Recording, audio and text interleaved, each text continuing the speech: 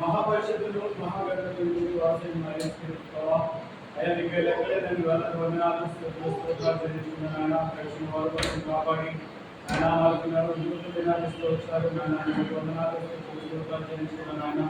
ఆయన ఈ దినాన జరగబోయే ఆయన ఈ ఆరాధనలో ఆయన మీతో సహాయం దయచేయండి. ఆయన పార్టీలో ఆరాధనలు ఆయన బలవత్తులలో ఆయన మీతో సహాయం దయచేయండి. ఆయన మీరు నడిపించండి. ఆయన వారికి ఎవరైతే రావాలనుకున్నారో వాళ్ళ సంఘంలో తోడుకోండి, సహాయం దయచేయండి. ఆయన అలాగే ఆయన చేతనాన్ని కూడా ఆయన గుంటూరులో ఉన్నారు. ఆయన కూడా మీరు నడిపించండి, సహాయం దయచేయండి. ఆయన అలాగే ఈశ్వరంలో కూడా ఆయన రావాలనుకున్నారు. వాళ్ళు జ్ఞాపకం చేసుకుని సహాయం దయచేయండి.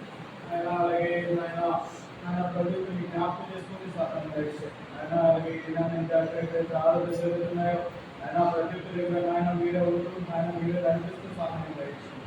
యేసు నామమున ప్రార్థిస్తున్నాం తండ్రి. ఆమేన్.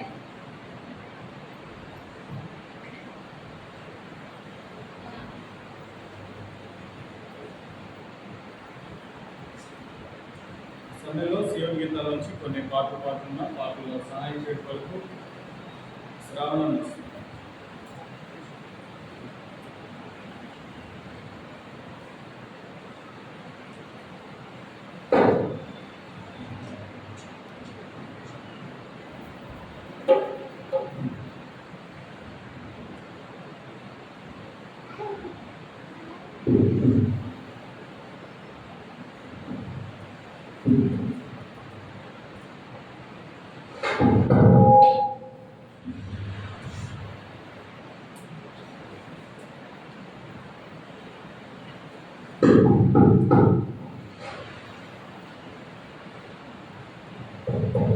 సియోన్ గీతాల నుంచి పాట సంఖ్య 168 కొత్త దాంట్లో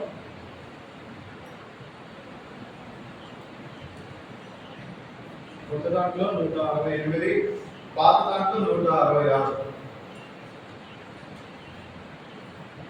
నా ప్రాణమా నా సర్వమా నా ప్రాణమా నా సర్వమా ఆయన పరిశుద్ధ నామమునకు సదా స్తుతులను చెల్లించుమా.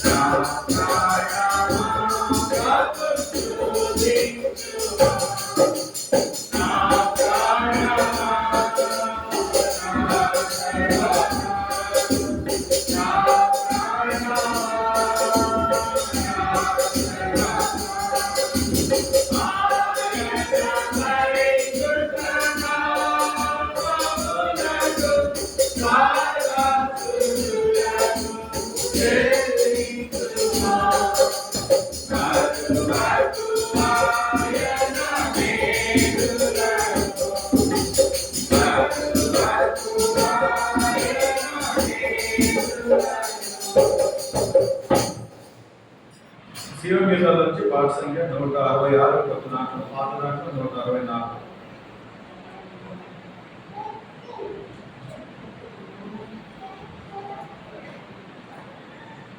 దేవునికే మహిమా, దేవునికే మహిమా, యుగ యుగములకు కలుగునుగాక, యుగ యుగములకు కలుగునుగాక.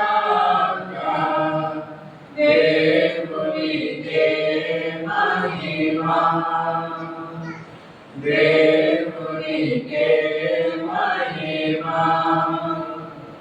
దేవునికి దేవుడు శిల్పియు నిర్మాణముడు, దేవునికి దేవుడు శిల్పియు నిర్మాణముడు, దానికి వర్ణనలు వారసుల చేసెను, దానికి వర్ణనలు వారసుల చేసెను, వందనములను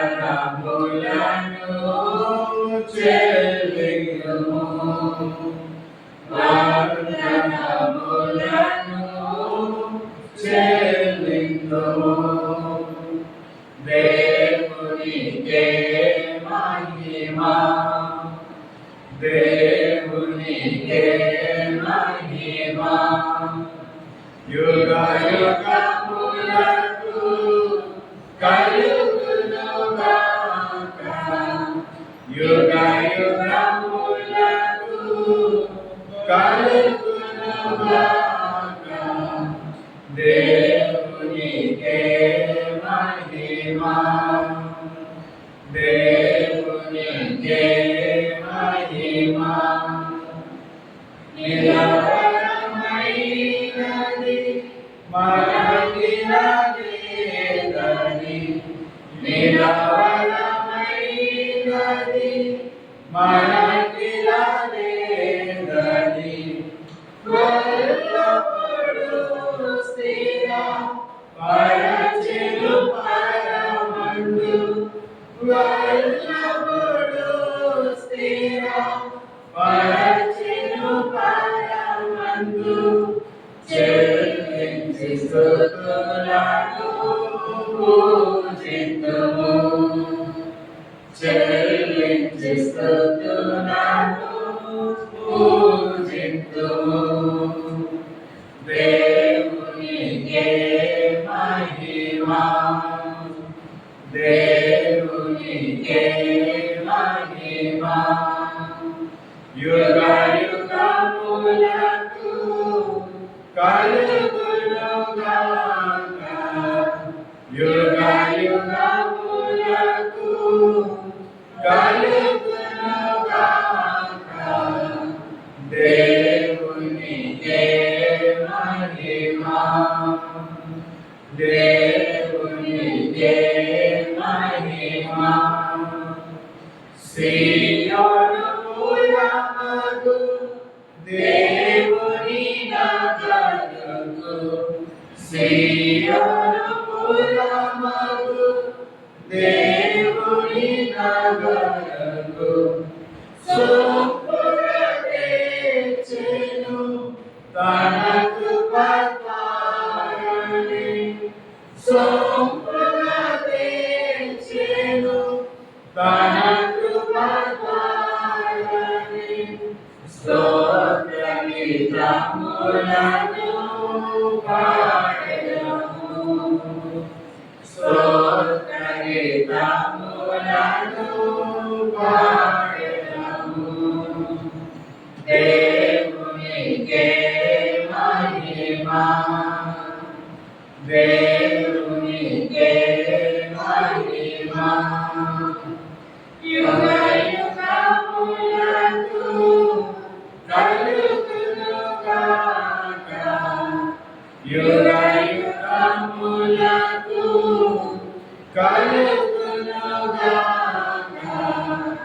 దేవునికే మహిమా దేవునికే మహిమా పరదేశులుగా మనలను చేయక పరదేశులుగా మనలను చేయక ప్రభుని వారసులుగా చేసి ప్రభుని వారసులుగా చేసి వాడి పొగడెదము మన ప్రభుని వాడి పొగడెదము మన ప్రభుని దేవునికే మహిమా దేవునికే మహిమా యుగ యుగములకు కలుగునుగాక యుగ యుగములకు కలుగునుగాక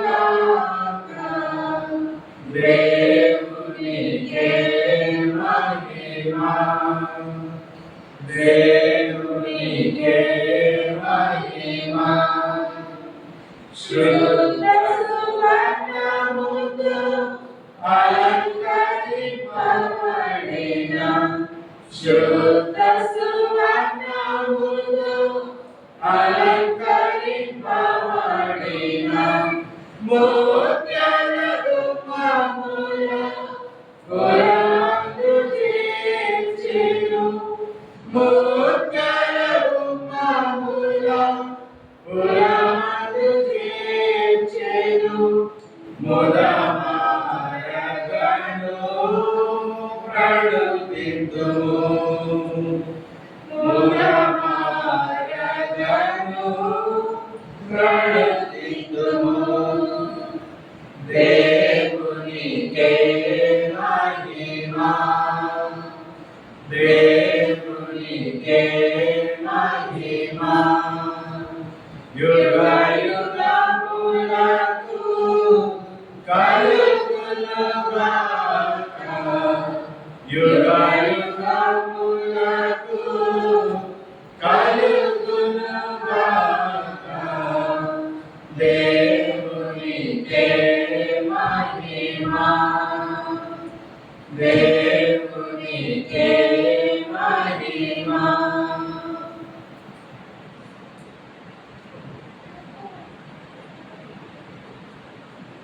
శివవికలో పాట సంఖ్య 178 పాత్రలతో 176 బాగా పాట పుస్తకం 700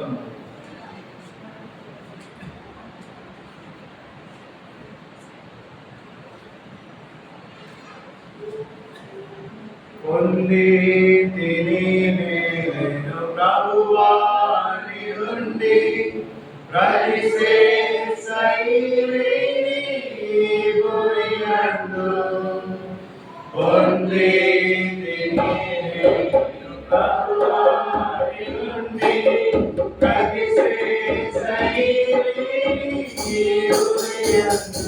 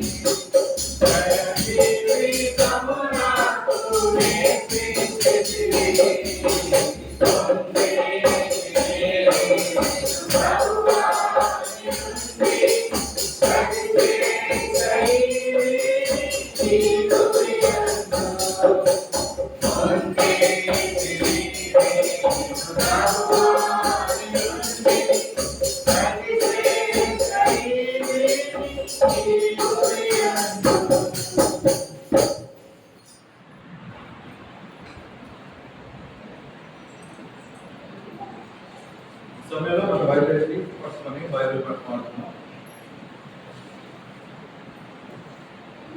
గ్రంథవార్తనంబులన్నీ నావి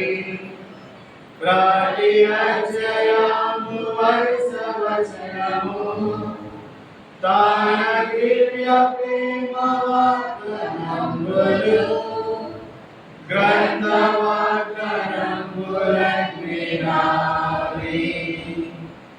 Every promise in the the book is mine.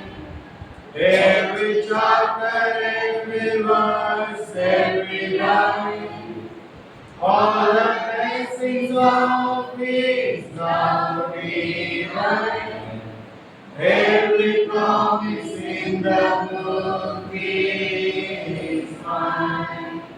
ఈ సమయంలో నా మధ్యలో ఉన్నటువంటి ఇశ్రాయేలు నుంచి ఆరాధన పడుతున్నాను.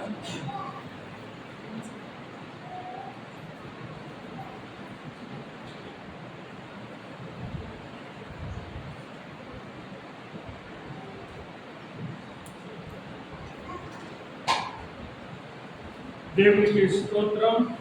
మీ అందరికీ ప్రభువైన యేసుక్రీస్తు పరిశుద్ధ నామమున నా హృదయపూర్వకమైన వందనములు ఆశీర్వాదములు తెలియజేస్తున్నాను. ప్రార్థన చేసుకుందాం. మా ప్రేమ గల పరలోకపు తండ్రి, పరిశుద్ధమైన మా దేవ, మా రక్షకుడైన యేసయ్య, మీ ఘనమైన ఉన్నతమైన శ్రేష్ఠమైన నామమునకు వందనములు స్తుతి స్తోత్రములు చెల్లిస్తున్నాం. తండ్రి, నీ యొక్క కృపతో దయతో తండ్రి నా జీవితంలో ఒక పరిశుద్ధ దినము, ప్రభు దినము దయచేసినందుకు వందనాలు. ప్రభువా, ఈ దినమంతులను మేము సన్నిధానంలో కూడుకొని మేము స్తుతించుకొనుటకు, ఆరాధించుకొనుటకు మీరు మాకు ఇచ్చిన ఈ కృపను బట్టి, సమయం బట్టి మీకు వందనస్తులమై ఉన్నాం. ప్రభువా తండ్రి, మమ్మల్ని అందరినీ జీవించము, కాపాడము. పరిశుద్ధ జనమున పరిశుద్ధ దేవుని పరిశుద్ధ మందిరములో ఆరాధించుట, గణపరచుట మీరు మాకు ఇచ్చిన గొప్ప భాగ్యం. మీ పరిశుద్ధ వాక్యము ఆయన మేము ధ్యానించుకొని మా హృదయంలో ప్రభువారిని ఎలాగ ఆరాధించడమో మమ్మల్ని సిద్ధపరుచుకుంటూ సహాయం చేయండి. మీ దాసనాన్ని అనుకున్న వీరులను, మానవాతలను ప్రభువా మీరే నాకు నేర్పించి నా ద్వారా మీరు నాతో అందరితో మాట్లాడడం చదువుతున్నాను. యేసుక్రీస్తు నామములో ప్రార్థిస్తున్నాను మా ప్రభు తండ్రి. ఆమేన్.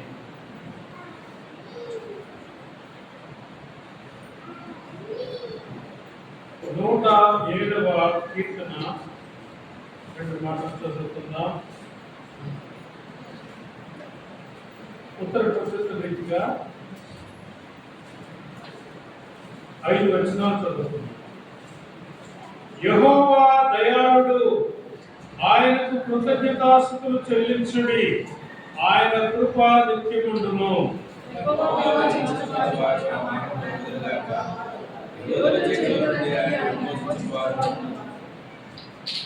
తూర్పు నుండి, పడమర నుండి, ఉత్తరం నుండి, దక్షిణం నుండి, నానా దేశముల నుండి ఆయన పోగు చేసిన వారిను ఆ మాట పలుకుదురుగా.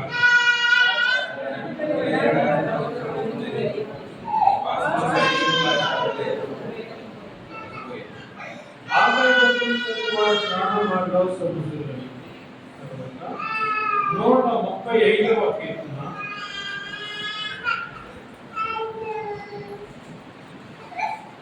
5 వచనాలు.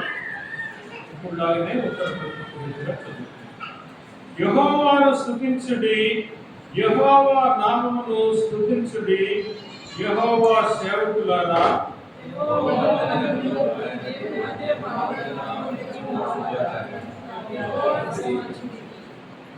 యెహోవా దయాళుడు, యెహోవాను స్తుతించుడి, ఆయన నామమును కీర్తించుడి, అది మనోహరము.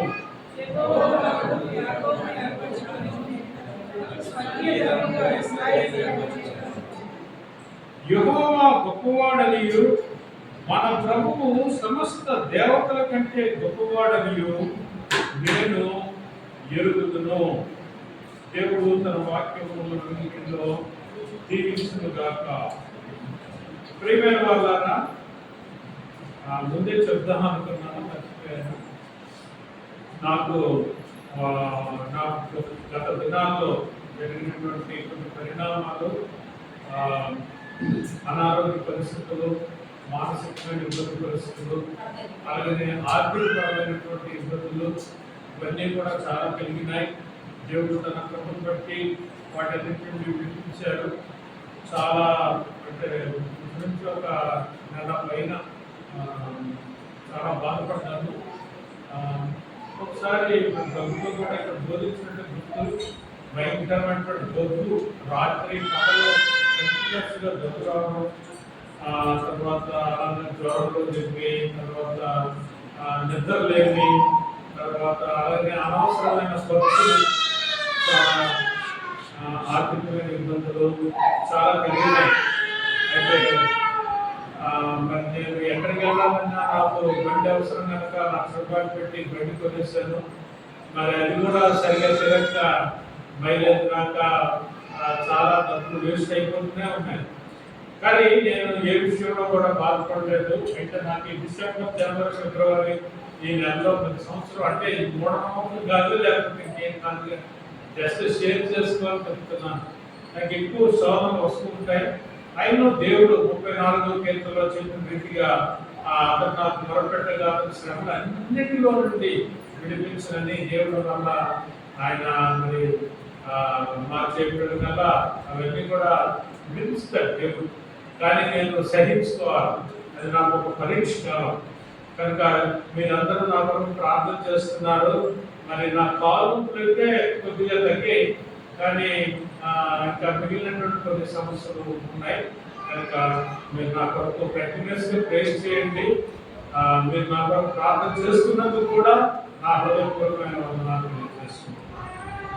ఈరోజు వాక్య ధ్యానంలో నేను చెప్పాలన్న విషయం ఏంటంటే, చాలాసార్లు మీకు చెప్పారు, దేవుడిని స్తుతించుట, దేవుడిని ఆరాధించుట, దేవుడికి వందనాలు చెప్త, ఇవన్నీ కూడా మరి తెలిసినటువంటి వాడు దాన్ని తెలుసుకొని దాన్ని దాని ప్రకారంగా వాడిని చేస్తారనమాట.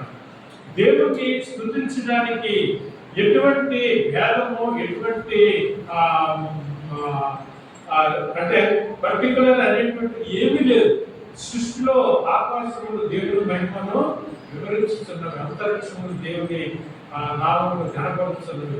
ఆ విధంగా సృష్టి అంతే కూడా, సృష్టిలో ఉండే మానవులు కూడా దేవుని స్తుతించ బద్ధులై ఉన్నారు. అయితే పర్టికులర్గా ఈ యొక్క ఆరాధన అనేటువంటి దాన్ని మనం ఎందుకు చేస్తున్నామంటే, దేవుని గుణగణాలను ఎరిగిన వారమై, దేవుని యొక్క మహిమను మనం ఎరిగిన వారమై, దేవుడు ఎంత గొప్పవాడో తెలిసిన వారిపై, ఆయన యొక్క రక్షణను, ఆయన యొక్క ప్రేమను, ఆయన యొక్క కాపుదలను, ఇంతవరకు నేను చెప్పినటువంటి సాక్ష్యమును మనం ఎందుకు చెప్పుకుంటున్నామంటే, నాకు దేవుడు తెలుసు, ఆయన ఎవరో తెలుసు, ఆయన ఎటువంటి వాడో తెలుసు, ఆయన ఎలా కాపాడుతాడో తెలుసు, ఎటువంటి పరీక్షలకుండా శ్రమలకుండా నేను వెళ్ళినా, గాఢాంధకారపు లోయలో గుండా వెళ్ళినా ఆయన నన్ను ఎలా కాపాడుతాడో నాకు తెలుసు. కనుక ఆయన నేను ఏం చేస్తానో ఆరాధిస్తాను. అందుకని ఈ యొక్క ఆరాధన అనేటువంటి అంశాన్ని మనము పెట్టుకున్నాం. మనం చదువుకున్నటువంటి 2 భాగాలను చూస్తే, మరి దేవుణ్ణి స్తుతించాలి, దేవుణ్ణి ఆరాధించాలి, దేవుణ్ణి తెలుసుకోవాలి. 63వ కీర్తనలో మనం పర్టికులర్ గా చూస్తాం ఆయన యొక్క ఆశను. 63వ కీర్తన మొదటి 2 వచనాలు చూసినట్లయితే, నా దేవా, నా దేవుడు ఏకునే నిన్ను వెలుగుదును, నీ బలము, నీ ప్రభావము చూడవలని నీ పరిశుద్ధాలయమును నేను ఎంతో ఆశతో నీ తట్టు కనిపెడుతున్నాను. కనుక నేను ఎరుగుదును, నా దేవుని ఎరుగుదును, ఆయన ఎరిగిన వారులారా. నాకు 107వ కీర్తన అనుకున్నాను, చదివాను కదా. ఆయన తెలిసిన వారులారా, ఆయన సన్నిధిలో ఆయన్ని స్తుతించండి, ఆయన్ని గణపరచండి. నానా దేశముల నుండి వచ్చినటువంటి వారు ఆ మాట పలుకుతుగాక.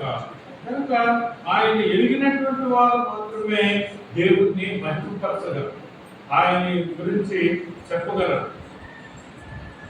మరి మనం చూసినట్లయితే 22వ కీర్తన 22, 23వ వచనం చూసినట్లయితే, ఆయన స్తుతించుడి, వంశస్థులారా, మీరందరూ ఆయనను కనపరచుడి. ఇశ్రాయేలు వంశస్థులారా, మీరందరూ ఆయనకు భయపడుడి. కనుక ఈ విధంగా ఎవరు ఆయన శుద్ధిస్తారంటే ఆయన భయభక్తులు గలవారు, ఆయన రక్షణ పొందినటువంటి వాడు, ఆయన్ని ఆరాధించగలిగినటువంటి వారు ఆయన్ని ఆరాధిస్తారు. కనుక ప్రియమైన వారులారా, మనమందరము కూడా దేవుని ఎరిగినటువంటి వారు, ఆయన యొక్క రక్షణను పొందినటువంటి వారు. ప్రభువు మనకు అనుగ్రహించిన ఆ ఉచితమైన రక్షణ మనము పొందుతున్నాం. ఆరాధన అనేటువంటి ఆ శబ్దము మరి అందరూ కూడా వాడతారు. చాలా సినిమాలు కూడా వచ్చాయి. ఇప్పుడు సినిమా సంగతి మనకి ఎందుకంటే అది మీరు అనుకోవచ్చు, ఎందుకంటే అర్థం చెప్తున్నాను అంతే. కనుక ఆరాధనలో ఏముందంటే ప్రేమ ఉంది. దేవుణ్ణి మనం ఎంతగా ప్రేమిస్తామో ఆరాధనలో అది వ్యక్తమవుతుంది. ఆరాధనలో కొన్ని క్రియలు కూడా జరుగుతాయి. పరిశుద్ధ గ్రంథంలో కొన్ని ఉదాహరణలు మీకు చూపిస్తారు. కనుక ఆరాధనలో మనము కొన్ని క్రియల ద్వారా దేవుణ్ణి ఆరాధించగలుగుతాం. క్రీస్తు సంఘం అనేటువంటి ఒక సంఘం మీకు ఎంతమంది తెలుసు? కాకినాడలో జాషువా గుడ్డం అనేటువంటి ఆయన సత్యవాన్ అనే వాక్యాన్ని చాలా నా చిన్నప్పటి నుంచి రేడియోలో వస్తుంది. వాళ్ళ సిద్ధాంతం ఏంటంటే ఆరాధనలుగా 5 పాయింట్లు. ఈ 5 పాయింట్లు కూడా ఆరాధనలో ఉండాలి. అదే ఆరాధన. ఏమిటో పాయింట్లు చెప్పండి. అందరూ తెలిసింది పాటలు పాడటము, వాక్యం చదవడము, ప్రార్థన చేయడము, వాక్యం బోధించడము, కానుకలు ఇవ్వడం. ఈ 5 పాయింట్లు వాడు చేస్తే అది ఆరాధన అయిపోతుంది. ఆరాధన అనగా అర్థము వాళ్ళకి అర్థం ఉంటుంది.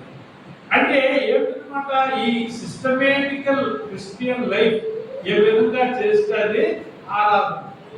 కానీ ఆరాధన అంటే ఏంటంటే దేవుణ్ణి జనరల్ గా సెక్యులర్ గా చెప్పుకుందాం. ఒక ప్రియురాలి కోసము తన సమస్తం ఇవ్వడానికి సిద్ధపడిపోతాడు, తన ప్రాణాన్నైనా ఇవ్వడానికి సిద్ధపడిపోతాడు.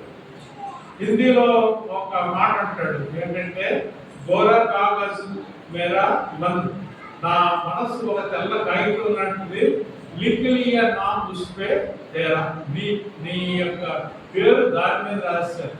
అంటే ఏంటి? అర్థవంతంగా అది ఏదో చూడడానికి తెల్ల కాగితం పేరుని అనుకుంటున్నాం కాదు.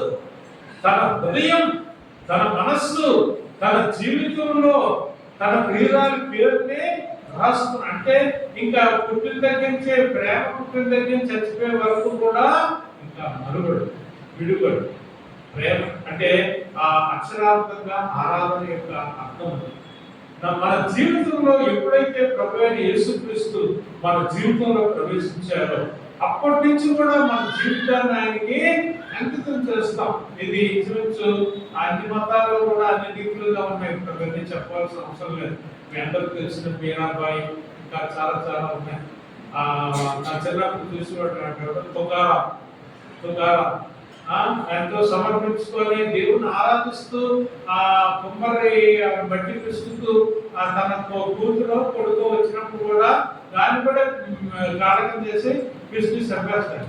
తెలియదు అతనికి ఆరాధిస్తుంది.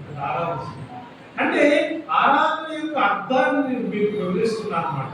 ఆరాధన అంటే దేవుడితో లీనమైంది, దేవుడిని ప్రేమించడం. అందుకనే మనకి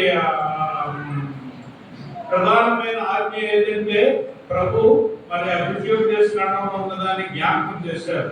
చూడండి, మార్కు సువార్త 12వ అధ్యాయము 29వ వచనం. అక్కడ ప్రధానమైన ఆజ్ఞల గురించి ఒక యవనస్తుడు వచ్చి అడిగినప్పుడు చెప్తాడనమాట.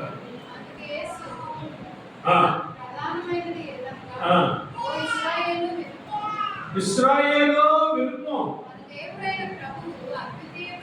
మన దేవుడు ఎటువంటి వాడు? There is no secondary.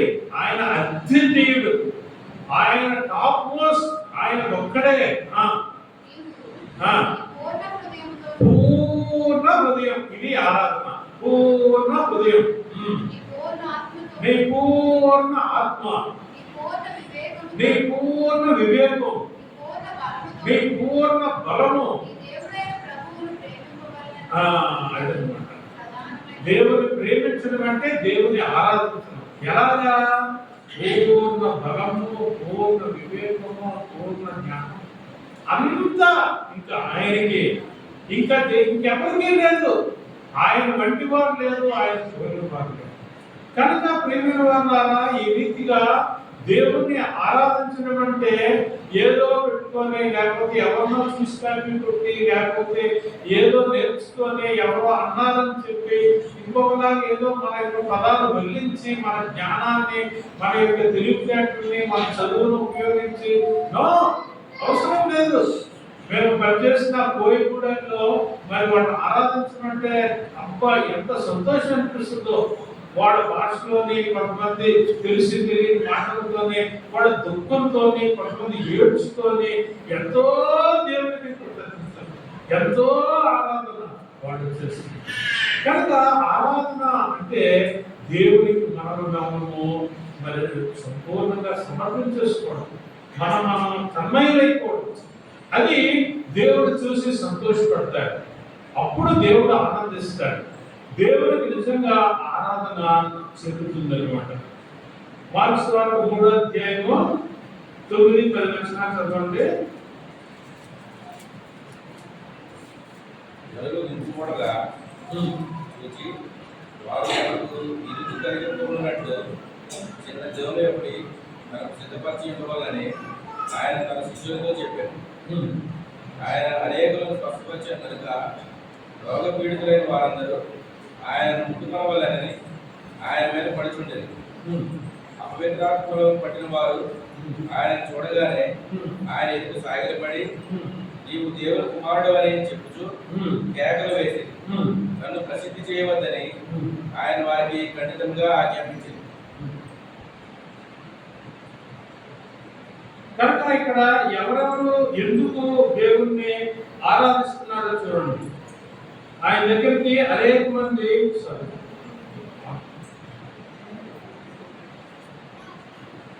ఎవరు యేసుప్రభు అప్పుడు ఏం చేశారు? అనేక మందిని స్వస్థపరిచారు. ఎంతో మంది ఆయన దగ్గరికి వస్తే అనేకులను స్వస్థపరిచారు కనుక రోగ పీడితులైన వారందరూ ఆయన ముట్టుకోవాలని ఆయన మీద పడుచున్నది. మార్పు చాలా అంటే చాలా స్పష్టంగా స్వల్పంగా అర్థం చేసుకునే రీతిలో మరి రాశాడు. ఎందుకు రాశాడంటే ఇది పేతురు చేసినటువంటి ప్రసంగం. రోమాలో పేతురు చేసినటువంటి ప్రసంగాన్ని మార్పు లిఖించాడు కనుక ఆయన త్వరగా చెప్పేస్తుంటారు కదా ప్రసంగాల్లో, ఉన్నది ఉన్నట్టుగా అలా రాశాడు అన్నమాట. కనుక అనేకులు అక్కడ ఇంతమంది లేదు, అనేకులు రోగ పీడితులు వాళ్ళంతా వచ్చినప్పుడు వాళ్ళందరినీ ఆయన ముట్టుకొని ఆయన మీద పడుతుంటుంది. అప్పుడు అపవిత్రాత్మలు పెట్టిన వారు ఆయన చూడగానే ఆయన ఎదుట సాగిలపడి ఏమన్నారు? నీవు దేవుని కుమారుడు అని చెప్పుచు. కనుక ఈ విధంగా చాలా మంది ఒప్పుకున్నారు. కన్ఫెషన్ అంటారు, ఒప్పుకోవడం. పేతురు కూడా మరి ఆ యొక్క పడవలో యేసు ప్రభు చేసిన అద్భుతాన్ని చూసి ఆయన కూడా ఒప్పుకున్నాడు. ఇంకొక దగ్గర కూడా నన్ను గురించి ఏమనుకుంటున్నారయ్యా అని అందరూ అడిగితే అప్పుడు అందరూ రకరకాలైనటువంటి అభిప్రాయం చెప్పారు. కానీ పేతురు నీవు సర్వోన్నతుడైన దేవుని కుమారుడు. నేనేంటంటే కన్ఫెషన్, దేవుని యేసు ప్రభువుని దేవుని కుమారుడని దేవుడని ఒప్పుకోవడం, ఇది ఒక ఆరాధన. కనుక ఈ విధంగా మరి అపవిత్రాత్మలు మరి ఆయన రోగ పీడితులు వాళ్ళందరూ కూడా మరి దేవుని దగ్గర వాళ్ళు మరి దేవుడిని ఆరాధించారని ముఖ్యాలని మనము చూస్తాం. కాబట్టి ప్రియులారా, మనము దేవుని దగ్గరికి వచ్చినప్పుడు దేవుని యొక్క ఆరాధన సిద్ధపడినప్పుడు మనము కూడా ఆ విధంగా చేయాలి. కొంతమంది మరి క్రియాత్మకంగా ఎలా ఆరాధించారో మనం చూద్దాం. ఆదికాండము 24 11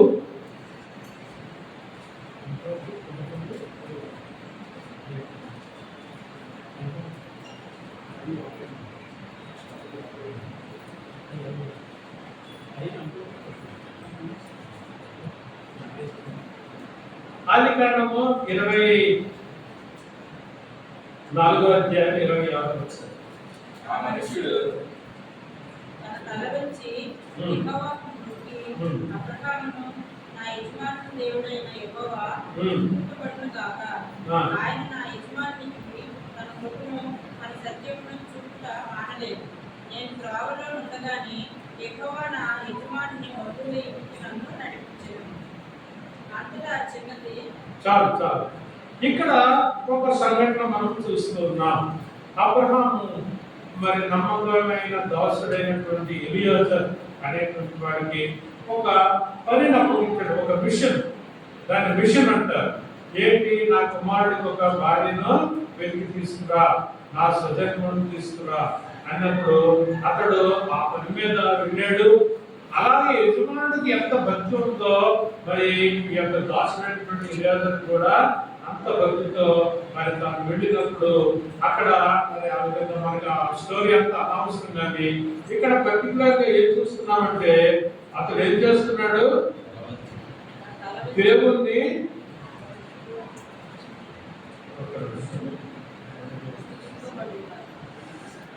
దేవుణ్ణి ఆరాధిస్తున్నట్లుగా మనం చూస్తున్నాం. ఆదికాండం 24:26 ఆ మనుషుడు తన వంచి యెహోవాకు మొక్కి, అబ్రహామును నా యజమానుని దేవుడైన యెహోవా స్తుతింపబడునుగా. ఇది ఆరాధన, ఒక రికగ్నిషన్, ఒక యాక్షన్. ఆ వచ్చాక పని తప్పని చేసుకోవడం బాగుంది అనుకునే స్వభావం కాదు. అది ఒక పని మీద వెళ్ళాడు, పని చేసుకుని రావచ్చు. నో, అన్నట్టుగా ఆయన దేవుణ్ణి ఆరాధిస్తున్నాడు. మనము కూడా చాలాసార్లు దేవుని యొక్క స్వభావం కలిగి, దేవుడు దయాళుడు, ఆయన కరుణామయుడు, ఆయన స్థుతి చెల్లించండి. మనం ఇందాక మొదట చదువుకున్నటువంటి కీర్తన ఉన్నట్లుగా ఆయన రీతిగా ఎరిగి ఉండి కూడా మనం చాలాసార్లు విస్మరిస్తుంటాం. జస్ట్ ఫోర్గో వెళ్ళిపోతాం అనమాట, ముందుకు వెళ్ళిపోతాం. తొందరగా చేసి అలా తొందరగా వెళ్ళిపోవాలి, తొందరగా అయిపోయింది, మన ప్రయాణం అయిపోయింది, మన పని అయిపోయింది, మన పెళ్లి అయిపోయింది, మన కార్యక్రమం అయిపోయింది, అన్నీ అయిపోయింది, అంతే. అది అనుకోవడానికి వీల్లేదు. దేవుని సన్నిధిలో మనం కృతజ్ఞత కలిగి ఆరాధించాలి. ఇక్కడ ఎలియాజరు ఏం చేస్తున్నాడంటే ఆ మనుషుడు అనగా ఎలియాజరు తన తల వంచి, అంటే తాను అనుకున్న రీతిగా తాను వచ్చినటువంటి పనిని దేవుడు సక్రమంగా జరిగించినందుకు తల వంచి యెహోవాకు మొక్కి, నా యజమానుడైన దేవుడైన యెహోవా. కనుక చూడండి ఎన్ని రీతులుగా మరి ఆయన దేవుని జ్ఞాపకం చేసుకుంటున్నాడు. ఆరాధన అనగా అది దేవుని ఎరిగి దేవునికి మనం మరి తల వంచాడన్నట్టుంది, మొక్కాడన్నట్టుంది. తర్వాత యజమానుడిని ఆయన దేవుడిని ఘనపరుస్తున్నట్లుగా స్తుతిస్తున్నట్లుగా మనం అక్కడ చూస్తూ ఉన్నాం. నిర్గమకాండము 34:8. నిర్గమకాండము 34:8. ఏ నరుడు నీతో ఈ కొండకు రాకూడదు. అందుకు మోషే త్వరపడి నేల వరకు తల వంచుకొని నమస్కారము చేసి, ప్రభువా, నా మీద నీకు కటాక్షము కలిగిన యెడల నా మనవి ఆలకించుము. దయచేసి నా ప్రభువు మా మధ్యను ఉండి మాతో కూడా రావలెను. వీరు లోబడనొల్లని ప్రజలు మా దోషమును పాపమును క్షమించి మమ్మును మీ స్వాస్థ్యముగా చేసుకొనుమనెను. వీళ్ళంతా కూడా మనం పోస్టర్ చూస్తున్నాం. దేవుణ్ణి ఎలా ఆరాధించాలి, మరి మన యొక్క హృదయంలో, మన మనస్సులో ఉన్నటువంటి దాన్ని ఫిజికల్ గా కూడా మనం ఏ విధంగా దేవుని ఆరాధించాలని మనం మోషే ద్వారా నేర్చుకుంటున్నాం. అందుకు మోషే త్వరపడి నేల వరకు తల వంచుకొని నమస్కారం చేసి, చూసారా, పోస్చర్ అంటారు, అంటే పొజిషన్స్. దేవుణ్ణి ఆరాధించడానికి పొజిషన్స్ ఎలా ఉంటారు? దీన్ని ఏంటంటే తగ్గించుకోవడం. మనము యేసు ప్రభు గురించి కూడా ఫిలిప్పీ పత్రిక 2:8 చూస్తాం కదా. ఆయన ఎలా తగ్గించుకున్నాడు? తను తాను రిక్తులుగా చేస్తున్నాడు. అంటే తగ్గించుకోవడం అంటే మాటలో తగ్గించుకోవచ్చు, ఏదైనా చేయొచ్చు. ఇది తల వంచుకొని నేల ముట్టుకు తల వంచుకొని పూర్తిగా తగ్గించుకొని ఆయన దేవునికి నమస్కారం చేసి దేవుడిని ప్రార్థిస్తున్నాడు. ఇది ఒక ఆరాధన. దేవుని మందిరానికి వచ్చినప్పుడు, దేవుని సన్నిధిలో ఉన్నప్పుడు మనము గర్వంగా ఉండడానికి వెళ్ళాలి. గర్వం మన యొక్క ఆరాధనకి ఆటంకపరుస్తుంది.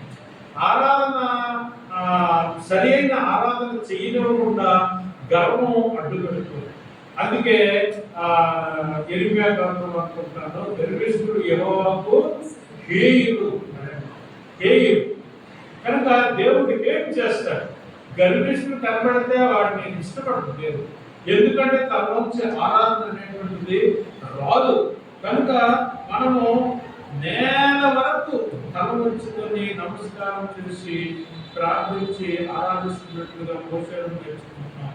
నా మీద నీ కటాక్షం కలిగిన మన వారికి దయచేసి నా ప్రభువా మా మధ్య నుండి మాతో కూడా రావాలను అంటే మాతో రావాలని అడగడానికి మరి మోసే చేసుకున్నటువంటి ప్రయత్నం. మనము ఒక వ్యక్తి దగ్గరికి, ఒక యజమాని దగ్గరికి, ఒక పెద్ద దగ్గరికి వెళ్ళినప్పుడు మనము చాలా తగ్గించుకొని మనము చేసుకుంటాం. ఎందుకంటే అది ఆయనకు నచ్చాలి, ఆయన అంగీకరించాలి. మా దోషమును మా పాపమును క్షమించి మమ్మను నీ స్వాస్థ్యముగా చేసుకున్నాను. కనుక ఆరాధనలో మనకి తగ్గింపు పోస్చర్ మనకి కనపడాలి. యెహోషువ కూడా ఆ విధంగా చేస్తున్నాడు. 5వ అధ్యాయము 14 వచ్చింది. యెహోషువ గ్రంథము 5:14.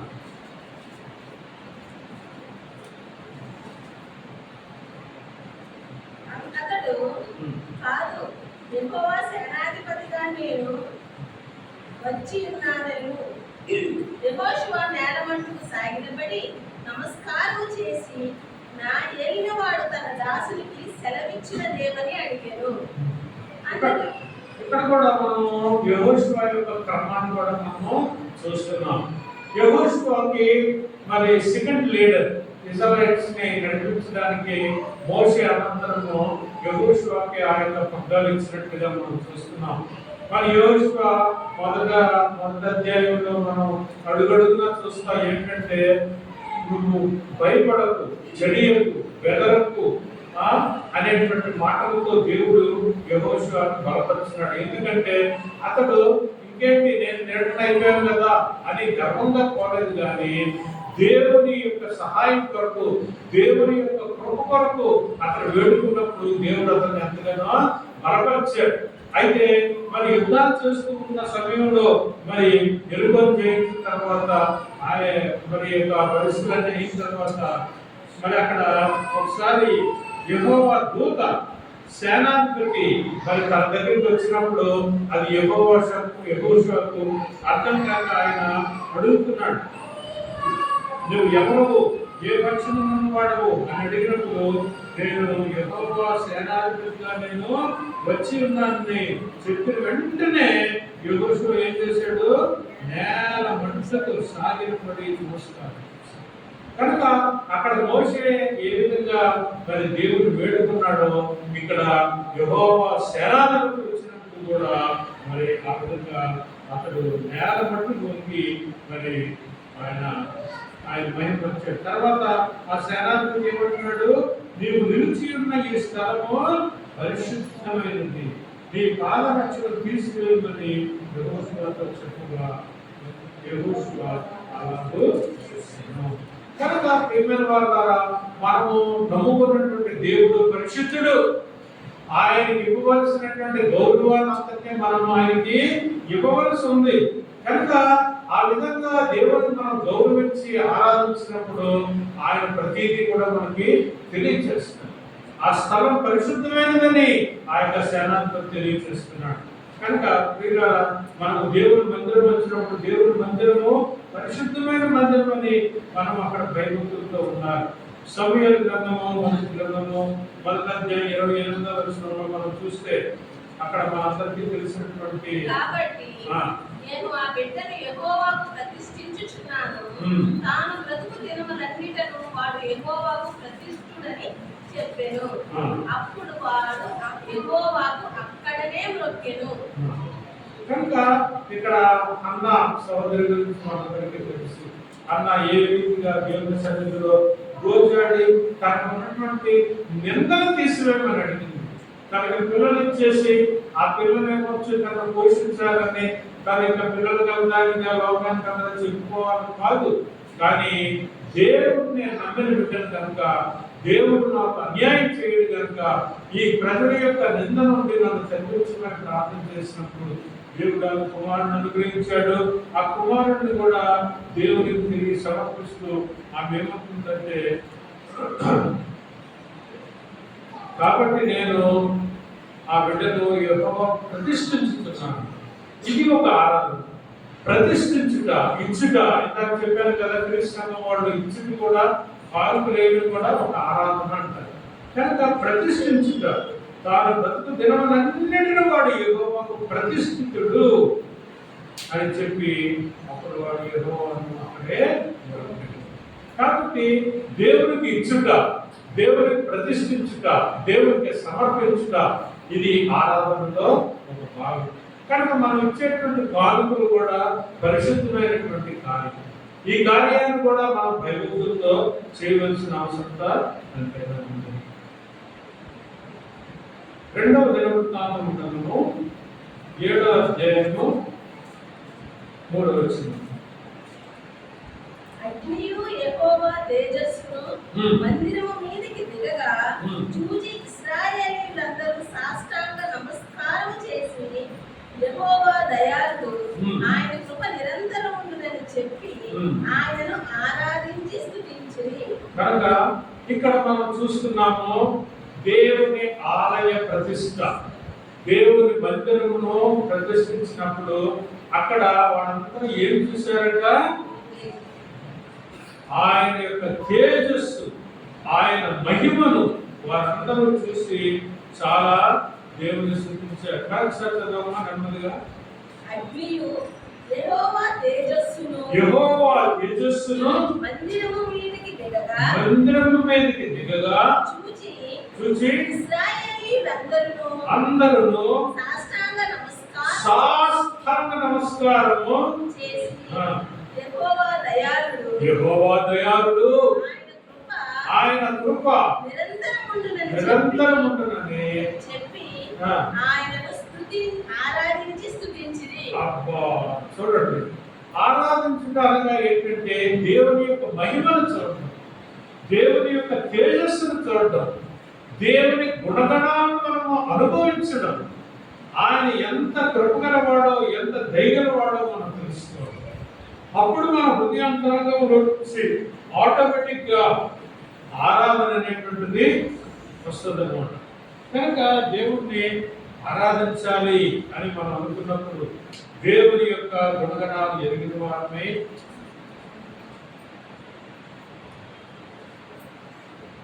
ఆయన మహిమను చూడగలిగిన వారమే ఉండాలి. నెహెమ్యా కూడా మరి యెరూషలేము గోడలు పడిపోయినప్పుడు వాటిని కట్టడానికి వెళ్ళినప్పుడు అక్కడ కూడా ఆయన పనినంతా ముగించిన తర్వాత అయిపోయిందిలే, ఇంకా నేను నా ఉద్యోగానికి వెళ్ళిపోతాను అని అనుకోలేదు. ఏం చేశారు చూడండి, ఎజ్రా అనేటువంటి ఒక మరి పాస్టర్ గారు ఉన్నారు. 8వ అధ్యాయం నెహెమ్యా 8:5-6 చదువు. ఇక్కడ పొజిషన్ మనం చూస్తున్నాం. ఇక్కడ నేను ఎక్కడున్నాను, మీ అందరికంటే ఎత్తైన స్థలంలో నిలబడ్డాను. ఇది ఒక పొజిషన్. కనుక ఎత్తైన స్థలంలో ఎజ్రాగా నిలబడి ఏం చేశాడు?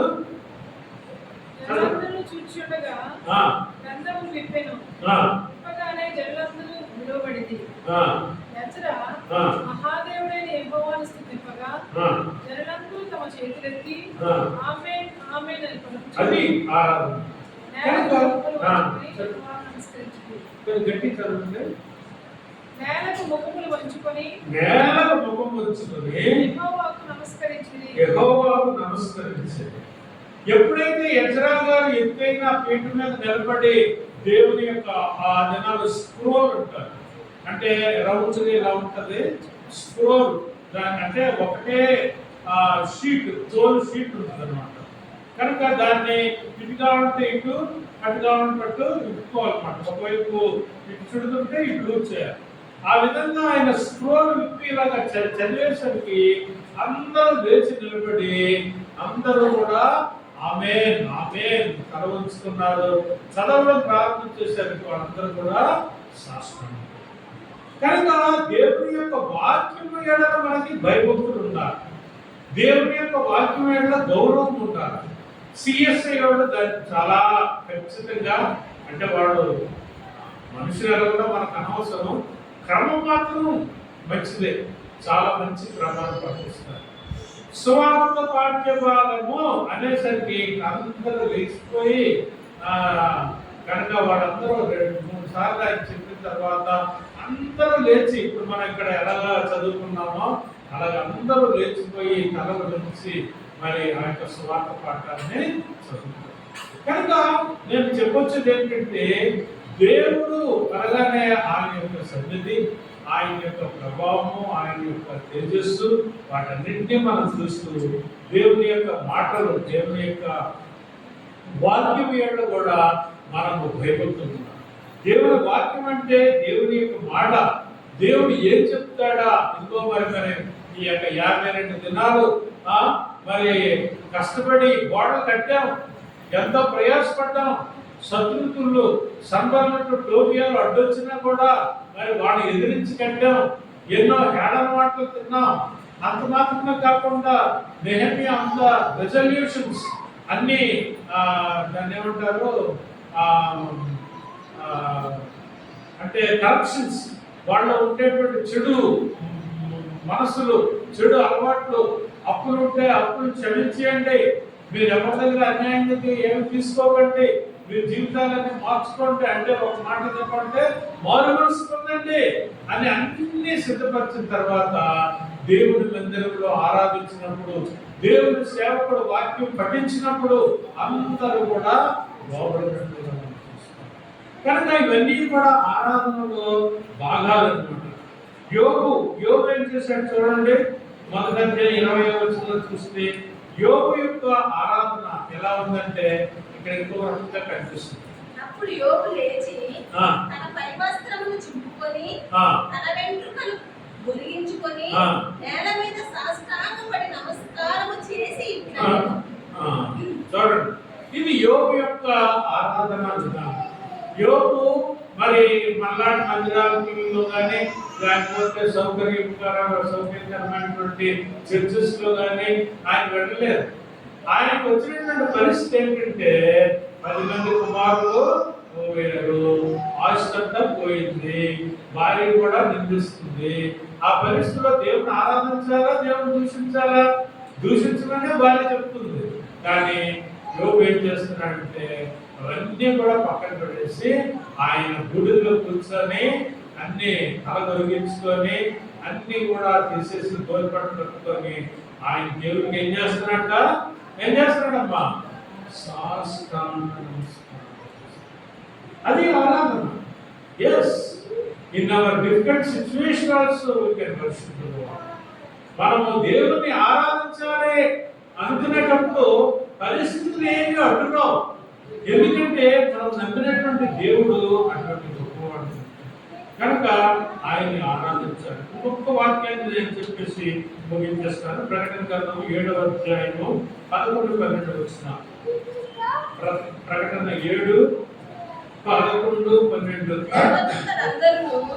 సింహాసనము చుట్టూను పెద్దల చుట్టూను ఆ 4 జీవుల చుట్టూను నిలువబడి ఉండేది.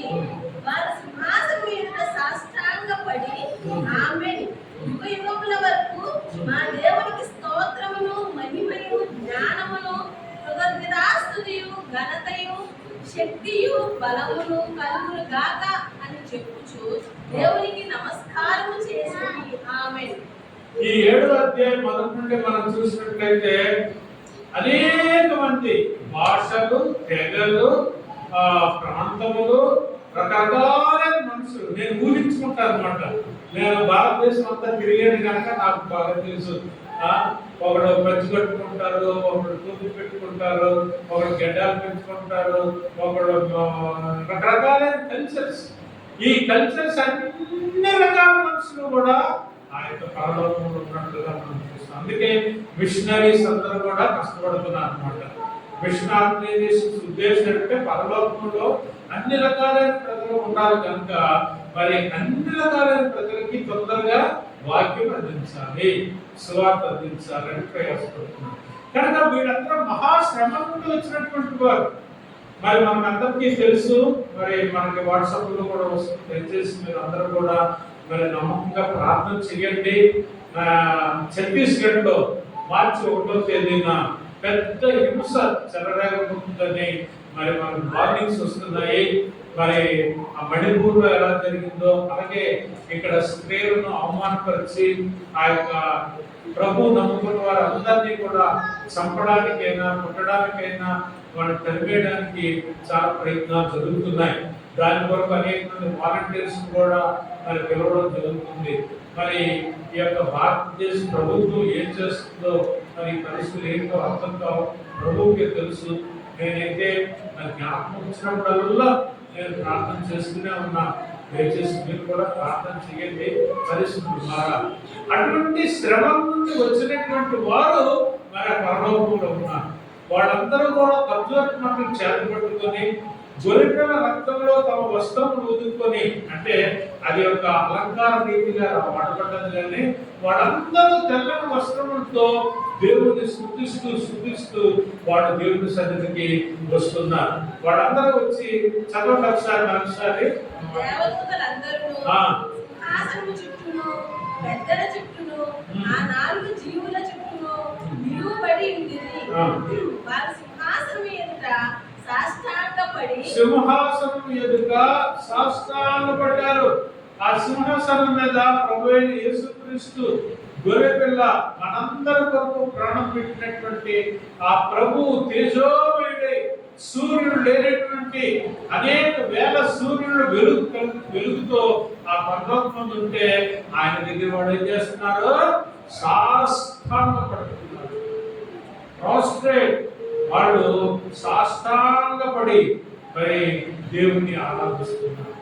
వాళ్ళు ఏం చెప్తున్నారమ్మా? ఒక్కొక్కటి చదవండి. యుగ యుగముల వరకు, అంటే అల్ఫా ఓమేగా, ఆది లేదు అంతం లేదు. యేసు ప్రభు ఎప్పుడు వాడు అంటే ఆయన ఎప్పుడు వాడో తెలియదు. 2000 సంవత్సరాల పూర్వము అక్కడ పుట్టాడనే మాట కాదు. ఆయన ఈనాటి వాడు. తులసి పత్రిక 27 చదవద్దు, 26 చదివితే అక్కడ మీకు అర్థమవుతుంది. ఆయన ఇప్పుడు వాడు, అన్ని ఆయన కొరకు, ఆయన చేత, ఆయన వలన పుట్టే కనుక ఈ సృష్టి అంతా లేకముందు నుంచి కూడా ఆయన యుగ యుగముల వరకు మా దేవునికి స్తోత్రం. మహిమ, జ్ఞానమును, కృతజ్ఞతాస్తుతియు, ఘనతయు, శక్తియు కనుక దేవుడికి ఇవన్నీ ఉన్నాయి. కనుక మన దేవుడు అంత గొప్ప దేవుడై ఉన్నాడు. ఆయన ఆరాధించినప్పుడు మన హృదయం అంతా కూడా ఇవన్నీ కూడా నిండిపోయినప్పుడు అనేక మాటలు వస్తాయి. ఎవరో చెప్పిన మాటలో తిరిగి కాపీ కొట్టవలసిన అవసరం లేదు, లేకపోతే వెతుక్కోవాల్సిన అవసరం అంతకంటే లేదు. ఎందుకంటే మన దేవుని మనము ఎరిగింది. ఆ రీతిగా జీవము గల దేవుని మనం ఆరాధించుదాం, దేవుని మహిమపరుచుదాం, దేవుని యొక్క మాటలు దీవించుదాం.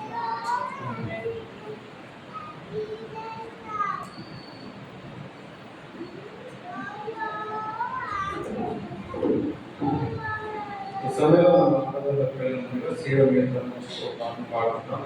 వాటిలో సాయం చేయడానికి ప్రారంభిస్తారు.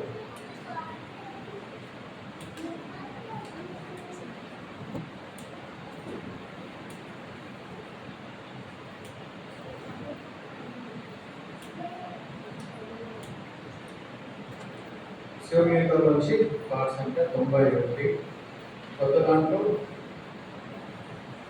91, పాత దాంట్లో 89. సాగిలపడి వచ్చేదాన్ని.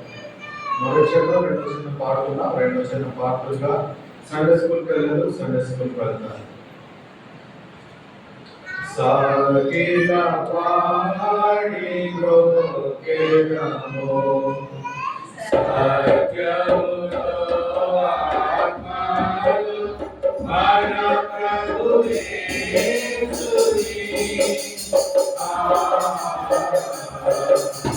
సాగిల పాడి బ్రోకెదము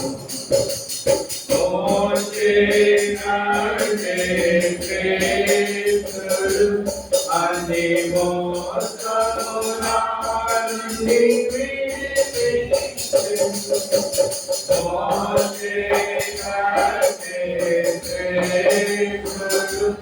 అన్ని మోసములనుండి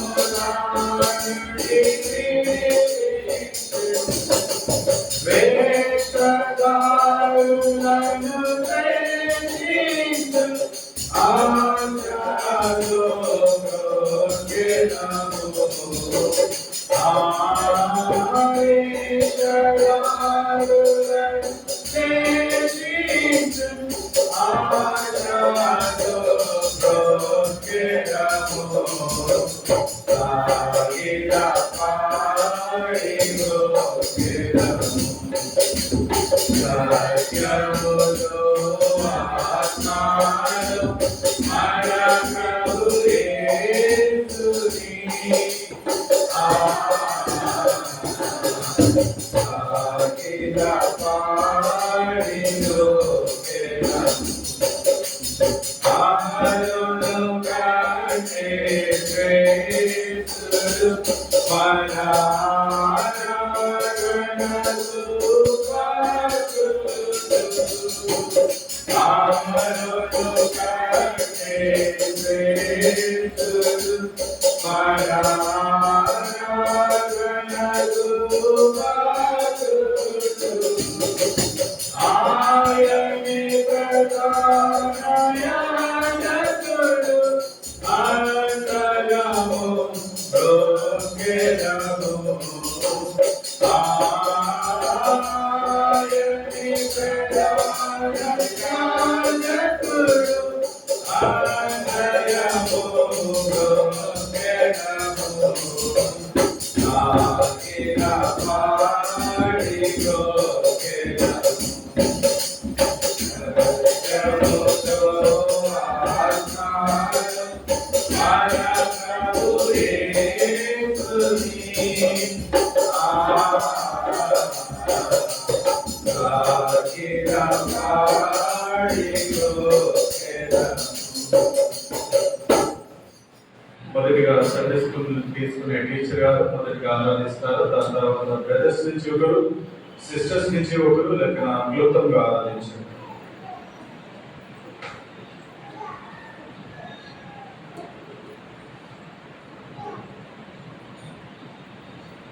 పరిశుద్ధులు